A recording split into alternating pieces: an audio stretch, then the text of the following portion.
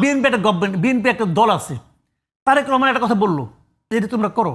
BNP কোনো লিডারের ক্ষমতা আছে বলা এটা ঠিক না? আছে? আছে কি? তারেক রহমান তো ক্ষমতায় যায় নাই। আর ওই ভদ্রমহিলা তখন ক্ষমতায়, দুর্দান্তভাবে ক্ষমতায়, তার দলের ইউনিয়ন পর্যায়ের একটা লিডার, সে বলবে না শেখ হাসিনা এটা ঠিক করতেছে না? বলা সাহস আছে তার? সে তো স্বৈরাচারী ছিল রে ভাই। তারেক রহমান তো স্বৈরাচারী না। তারেক রহমানকে আমি ধরছি খুবই গণতান্ত্রিক নেতা। তার সিদ্ধান্তের এগেনস্টে কথা বলার ক্ষমতা কার আছে দেখান আপনি। এখন বাংলাদেশে প্র্যাকটিস চলে না। কাজে এখন যারা আশা করতেছেন এবং বলতেছেন, তো কিভাবে তারা প্রতিবাদ করবে? সে বাস্তবতা ছিল ভাই। সহজ কথা, প্রতিবাদের কোশ্চেন না। কোশ্চেনটা হলো যে যে অপরাধ করছে আপনারা খুঁজেন না, সংখ্যা একদম কম হবে না, সংখ্যা একদম কম হবে না। আমি আপনাকে সহজ একটা হিসাব শিখাই দিই। যত লোক এমপি ছিল 3 টার্মে, প্রতিবার তো 300 করে থাকে, 900 আমাদের আবার মনে করেন 200 লোক কমন 200 কমন আছে।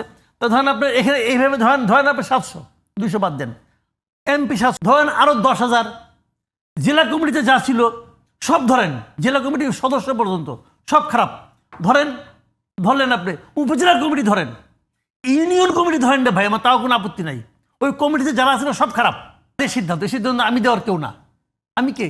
আমি তো আওয়ামী লীগ করি না, আমি দেবো কোনো সিদ্ধান্ত? এটা ওরা দিবে। আমার কথা হলো কি, মুসলিম লীগ ছিল, মুসলিম লীগ অনেক কিছু করছে, তারপরে এখন মুসলিম লীগ কোথায়? ওইটাই সিদ্ধান্ত নেওয়ার দায়িত্বটা সাধারণ মানুষকে দেন। সিদ্ধান্ত নেওয়ার দায়িত্ব সাধারণ। আপনি সিদ্ধান্ত নেওয়ার কে? আপনি কে রে ভাই? আপনি কে সিদ্ধান্ত নেওয়ার?